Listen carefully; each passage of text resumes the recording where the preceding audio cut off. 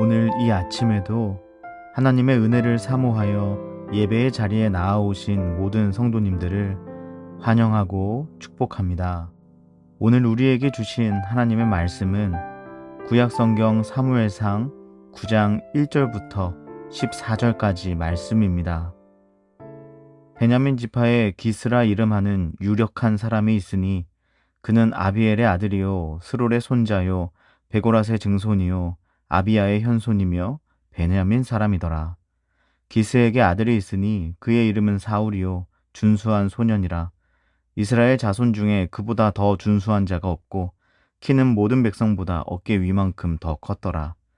사울의 아버지 기스가 암나귀들을 잃고 그의 아들 사울에게 이르되 너는 일어나 한 사환을 데리고 가서 암나귀들을 찾으라 하매 그가 에브라임 산지와 살리사 땅으로 두루 다녀보았으나 찾지 못하고 사알림 땅으로 두루 다녀보았으나 그곳에는 없었고 베냐민 사람의 땅으로 두루 다녀보았으나 찾지 못하니라.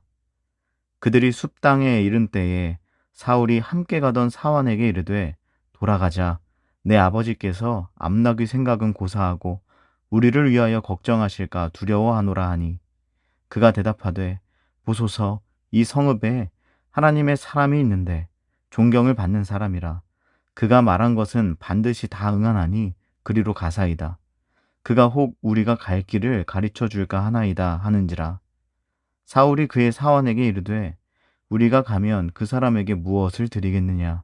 우리 주머니에 먹을 것이 다하였으니 하나님의 사람에게 드릴 예물이 없도다. 무엇이 있느냐 하니 사환이 사울에게 다시 대답하여 이르되 보소서 내 손에 은 한 세겔의 4분의 1이 있으니 하나님의 사람에게 드려 우리 길을 가르쳐 달라 하겠나이다 하더라. 옛적 이스라엘에 사람이 하나님께 가서 물으려 하면 말하기를 선견자에게로 가자 하였으니 지금 선지자라 하는 자를 옛적에는 선견자라 일컬었더라. 사울이 그의 사환에게 이르되 내 말이 옳다 가자 하고 그들이 하나님의 사람이 있는 성읍으로 가니라. 그들이 성읍을 향한 비탈길로 올라가다가 물 기르러 나오는 소녀들을 만나 그들에게 묻되 선견자가 여기 있느냐 하니 그들이 대답하여 이르되 있나이다. 보소서 그가 당신보다 앞서갔으니 빨리 가소서. 백성이 오늘 산당에서 제사를 드리므로 그가 오늘 성읍에 들어오셨나이다. 당신들이 성읍으로 들어가면 그가 먹으러 산당에 올라가기 전에 곧 만나리이다. 그가 오기 전에는 백성이 먹지 아니하나니 이는 그가 재물을 축사한 후에야 청함을 받은 자가 먹음이니이다. 그러므로 지금 올라가소서 곧 그를 만나리이다 하는지라. 그들이 성읍으로 올라가서 그리로 들어갈 때에 사무엘이 마침 산당으로 올라가려고 마주 나오더라. 아멘. 어제 우리가 함께 살펴보았던 사무엘상 8장 말씀의 마지막 부분에서 결국 이스라엘 백성들은 하나님을 향해 자신들의 뜻을 관철시킵니다. 하나님께서는 인간 왕을 세워달라는 그들의 고집을 허용하셨습니다. 그리고 9장에 이르자 왕을 세워달라고 구하는 그 이스라엘 백성들을 가득 비추던 화면이 한 사람 사울에게 옮겨갑니다. 그 이유는 사울이야말로 이스라엘 백성이 구하는 왕에 가장 가까운 인물이었기 때문입니다. 먼저 그는 왕이 되기에 매우 빼어난 용모를 갖춘 사람이었습니다. 본문은 그에 대하여 평가하기로 그는 준수한 소년이라 말하고 있습니다. 이때 준수한이라고 번역된 원래 단어는 히브리어 토브입니다. 하나님께서 이 세상을 하나님의 뜻대로 지으시고 좋았더라 라고 말씀하실 때 사용되었던 그 단어인데 사람에게 쓰일 때는 이삭이 한눈에 반하였던 리브가와 같이 더할 나위 없이 아름다운 미모를 소유한 인물을 설명할 때 사용되기도 했습니다. 그것이 오늘 사울을 대변하는 수식어로 쓰이고 있는 것입니다. 이처럼 사울은 이스라엘 백성들이 보기에 더할 나위 없이 완벽한 사람이었습니다. 더욱이 그의 체격 또한 기골이 꽤나 장대했습니다.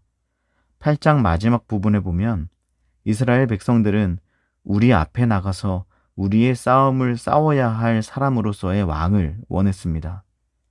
그러한 측면에서 볼 때 모든 백성들보다 어깨 위만큼 더 컸던 사울의 위용은 매우 대단했을 것입니다. 이스라엘 백성들의 야망을 충족시키기에 아무런 부족함이 없었지요. 뿐만 아니라 그의 집안 역시 이스라엘 백성들의 필요에 딱 부합하는 집안이었습니다.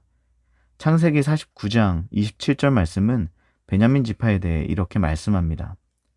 베냐민은 물어뜯는 일이라 아침에는 빼앗은 것을 먹고 저녁에는 움킨 것을 나누리로다. 아멘. 물어뜯는 일이, 이것이 베냐민 지파를 상징하는 이미지였습니다. 실제로 그들은 매우 용감하고 전투적이며 때로는 폭력적이기까지 했습니다. 그래서 사사기에 등장하는 레위인 첩 사건에서처럼 적으로 있을 때는 너무나 어려운 존재이지만 그들이 우리의 왕이 되어준다면, 그래서 다른 나라에 맞서 싸워준다면 너무나 든든한 존재로 여길 수 있었을 것입니다. 더욱이 사울은 그런 가문에서도 유력한 사람의 아들이었습니다. 다시 말하면 돈이 많아서 부유하고 그만큼의 권력도 있었던 사람이라는 뜻입니다. 그렇다면 그가 다스리는 나라는 어떻겠습니까? 그 나라는 부유한 자들의 소리를 외면하지 않을 것입니다. 욕망을 가진 자들에게 친화적인 통치를 할 것이라고 기대감을 갖기에 충분했던 것입니다. 자산 증식의 욕망을 실현하기 위해 왕을 세워주기를 요구하던 이스라엘 백성들에게 베냐민 지파 기스의 아들 사울은 이처럼 매우 적합한 인물이었던 것입니다. 정말 사울은 이스라엘 백성들이 구하여 얻은 바로 그 사람이었습니다. 사울 이름의 뜻이 바로 구하여 얻었다라는 뜻입니다. 이스라엘 백성들은 하나님께 왕을 구했고 결국 사울을 얻었습니다. 하나님의 뜻을 거절하고 자신들이 원했던 왕을 쟁취한 이스라엘 백성들. 그렇다면 그들의 앞날은 어떠해야 하겠습니까? 인물도 빼어나고 야망을 이뤄줄 능력도 있고 욕망을 채워줄 수 있는 자가 그들의 왕이라면 그 백성들의 삶은 풍족한 삶이어야 합니다. 잃어버린 것이 있다면 되찾을 수 있어야 하고 원하는 것이 있다면 다 얻는 삶을 살아야 하겠죠. 그러나 그들의 앞날은 우리가 아는 것과 같이 그렇게 흘러가지 않습니다. 본문 3절에서 4절의 말씀은 사울 집안에서 일어난 이야기입니다. 그러나 이 이야기는 비단 사울과 그 집안만의 에피소드에 그치지 않습니다. 성경은 사울의 이 이야기를 사용하여서 이스라엘 백성이 원하는 왕의 모습 그 자체였던 사울을 통해 이스라엘 백성이 이제 어떠한 삶을 살게 될지를 미리 보여주고 있는 것입니다. 본문 3절과 4절을 보겠습니다. 사울의 아버지 기스가 암나귀들을 잃고 그의 아들 사울에게 이르되 너는 일어나 한 사원을 데리고 가서 암나귀들을 찾으라 하매 그가 에브라임 산지와 살리사 땅으로 두루 다녀보았으나 찾지 못하고 사알림 땅으로 두루 다녀보았으나 그곳에는 없었고 베냐민 사람의 땅으로 두루 다녀보았으나 찾지 못하니라. 아멘. 이 말씀을 보면 먼저 사울의 아버지 기스는 암나귀들을 잃어버립니다. 여기서 사용된 잃고라는 단어는 단지 잠시 놓친 것을 의미하는 단어가 아닙니다. 여기서 사용된 단어는 완전히 망하고 진멸되고 멸망된 것과 같은 극심한 피해를 입은 상황을 의미하는 단어입니다. 이스라엘 백성들은 구하여 사울을 얻었지만 그는 이스라엘 백성을 지켜줄 수 있는 완전한 왕이 될 수 없다는 것입니다. 그가 그의 암나귀들을 다 잃어버린 것처럼 그는 그의 백성을, 그 나라를 망하는 길로, 진멸의 길로, 멸망의 길로 인도할 능력만 가지고 있을 뿐입니다. 그리고 훗날 그 일은 이스라엘에 실제로 일어나 이스라엘 백성은 포로 생활을 하게 되죠. 더욱이 본문 4절에서 사울은 암나귀를 찾아 나서지만 두루 다녀보았으나 찾지 못하고 두루 다녀보았으나 없었고 두루 다녀보았으나 찾지 못하는 것을 반복합니다. 이 한 절에 같은 문장이 3번이나 반복되었다는 것은 사울에게는 그의 잃어버린 백성을 되찾을 힘과 능력이 전혀 없었다는 의미입니다. 하나님을 버리고 인간 왕을 선택한 이스라엘 백성들의 최후는 사울의 암나귀들처럼 잃어버려지는 것, 망하게 되는 것, 진멸되고 멸망하게 되는 것, 끝끝내 찾지 못하고 버려지는 것이었습니다. 이스라엘 백성은 이렇게 그들 스스로 소망을 잃어버린 셈입니다.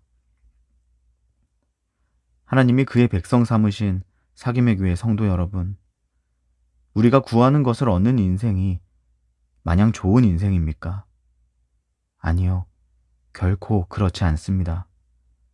우리는 사울의 준수한 외모를 보고 왕으로 구했던 이스라엘 백성들처럼 나의 눈을 즐겁게 할 만한 것을 쫓아 나의 왕으로 세우는 삶을 살아갈 수 있습니다. 우리는 사울의 체격과 힘을 보며 나를 대신에 싸워줄 왕으로 구했던 이스라엘 백성들처럼 내가 열망하는 것을 착취하고 더 큰 야망을 위해 폭력으로 무장하는 것을 나의 왕으로 세우는 삶을 살아갈 수 있습니다. 또한 우리는 당대 유력한 가문이었던 사울을 자신의 자산을 증식시켜 줄 수 있는 왕으로 구했던 이스라엘 백성들처럼 나의 이익과 욕망을 쫓아 왕으로 구하는 삶을 오늘도 살아갈 수 있는 것입니다. 부디 나의 즐거움, 야망, 욕망이 나의 왕이 되도록 내버려 두지 마시기를 바랍니다. 그것을 구하며 살면서 그것에 나의 삶의 주도권을 내어주지 않으시기를 바랍니다. 이스라엘 백성들은 구하여 인간 왕을 얻었지만 인간 왕은 결국 그들을 모두 잃어버리고야 말았지 않습니까? 오늘 이 아침 우리를 망하게 하는 그것을 구하기를 멈추고 오직 우리의 진정한 왕이신 하나님의 다스림과 통치 가운데 살아가기를 선택하는 우리 모두가 되기를 축복합니다. 그런가 하면 혹시 오늘 본문에 잃어버린 암나귀와 같은 모습으로 누군가에게 또는 어떠한 상황 가운데 이미 잃어버린 바 되고 이미 버림받은 것 같은 심정으로 살아가고 있는 분이 계시는지요? 어쩌면 내 인생이 다 망한 것처럼 느껴지고 내 존재가 이미 무언가로부터 진멸된 것 같은 처참한 심정으로 힘겹게 이 자리에 나아오신 분이 오늘 계신지 모르겠습니다. 만약 그렇다면 오늘 본문의 말씀으로 다시 위로를 얻으시기를 축복합니다. 오늘 여러분이 기도할 때 우리를 찾으시고 우리를 살리실 하나님을 다시 만나는 은혜가 여러분의 삶에 머물게 될 것입니다. 하나님이 여러분의 인생을 그 여정으로 인도하실 것입니다. 그 여정을 우리는 계속되는 본문의 내용을 통해 발견할 수 있습니다. 사울을 왕으로 삼았던 이스라엘 백성은 왕 찾기에 실패하여 멸망의 길에 들어섰고 사울도 암나귀 찾기에 실패하여 암나귀들을 모두 잃어버렸습니다. 하나님을 거절한 그들에게는 아무런 소망이 없어 보입니다. 그러나 오늘 말씀은 그것으로 끝나지 않습니다. 5절 이하의 내용을 보면 하나님은 사울의 실패의 여정을 실패로 종결하지 않으시고 도리어 사울이 하나님의 사람에게 다가서는 여정으로 인도하고 계십니다. 하나님은 사울의 사환을 통해서 그가 하나님의 사람을 향해 나아가게 하셨고 소녀들을 통해서 정확한 타이밍에 그가 하나님의 사람을 만날 수 있게 하십니다. 왕찾기에 실패하여 멸망밖에 남아있지 않은 처지로 전락한 이스라엘 백성처럼 보였는데 사실은 여전히 하나님께서 그들을 자신의 백성으로 여기고 계셨고 하나님께서 다시 자신의 백성을 되찾는 일을 시작하고 계시는 것입니다.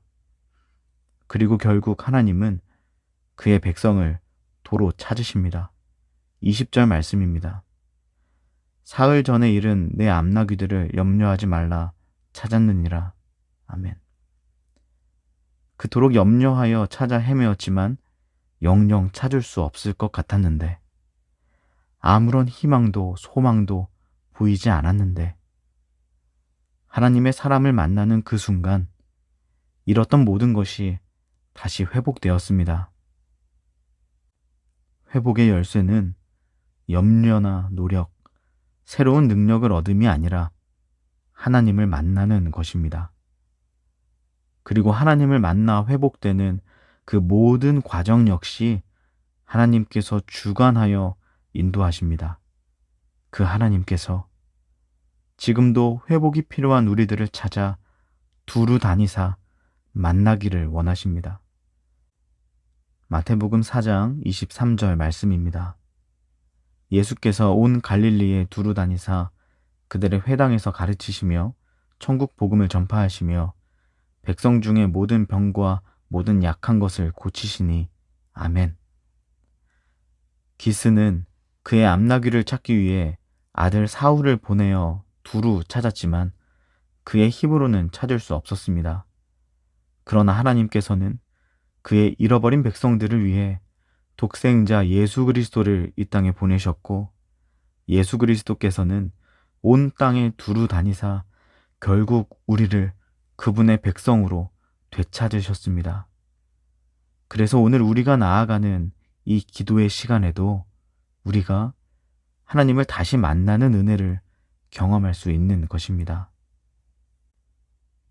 하나님이 두루 다니시며 찾으신 사김의 교회 성도 여러분, 그 하나님께서 인도하시는 여정에 우리의 인생을 맡기시는 은혜가 오늘 이 아침에 우리에게 있기를 축복합니다.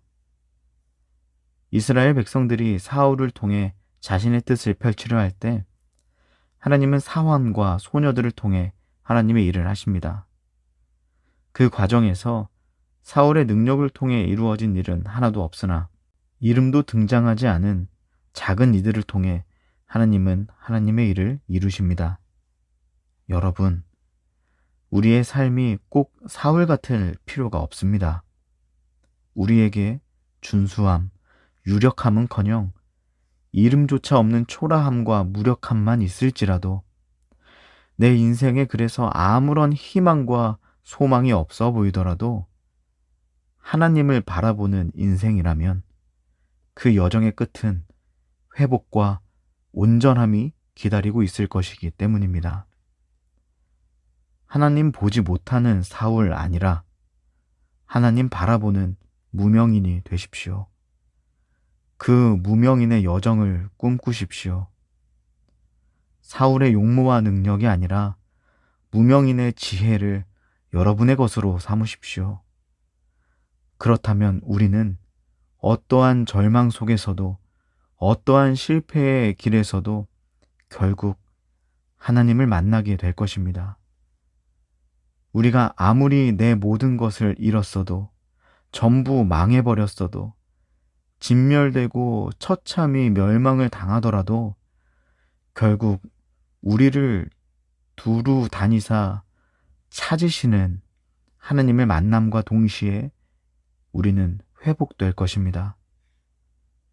오늘 이 기도의 시간, 그렇게 하나님만을 우리의 왕으로 고백하며 하나님 보지 못하는 사울이 되기를 거부하고 하나님 바라보며 나아가는 무명인으로 살기를 기꺼이 선택하는 삶이 되시기를, 그리하여 오늘 하루 절망의 구렁텅이에서도 결국 하나님 만나는 인생을 살아가는 저와 여러분 되시기를 주님의 이름으로 축복합니다. 함께 기도하시겠습니다. 첫 번째 기도 제목입니다. 암나귀 찾기 이야기에서 이름이 등장하는 인물은 오직 두 사람, 사울과 사무엘인데 그 둘의 이름은 비슷하나 매우 다릅니다. 사울은 구하여 얻었다라는 뜻이고 사무엘은 여호와께 구하여 얻었다는 뜻입니다. 이스라엘 백성들은 하나님의 뜻과 무관하게 왕을 구하여 사울을 얻어냈지만 한나는 하나님께 간구하며 하나님의 뜻을 기다렸습니다. 여러분, 오늘 하나님 앞에 기도하실 때 사울을 구하며 나아가시겠습니까? 사무엘을 구하며 나아가시겠습니까? 부디 내가 원하는 것을 하나님께 구하여 얻어내는 신앙이 아니라 하나님께로부터 주시는 것을 누리는 신앙, 하나님의 인도하심을 따라가는 신앙으로 돌아가는 이 아침이 되었으면 좋겠습니다. 두 번째 기도 제목입니다. 혹시 우리에게 사울 같은 삶을 꿈꾸는 마음이 있습니까? 혹시 준수함, 유력함이 나의 자랑이 되어 있지는 않은가요? 이 시간 우리 안에 있는 그 마음을 내려놓고 회개하며 기도하면 좋겠습니다. 하나님, 하나님 보지 못하는 준수하고 유력한 사울처럼 살게 하지 마시고 하나님 바라보는 무명인으로 살게 하옵소서. 사울의 용모나 능력이 아니라 무명인의 지혜를 구하며 하나님을 만나는 이 하루 되게 하옵소서. 그리고 마지막으로 우리 개인의 기도 제목을 놓고 우리 가정과 사귐의 교회를 위해 한마음 한뜻으로 기도하며 나아가겠습니다. 함께 기도하시겠습니다.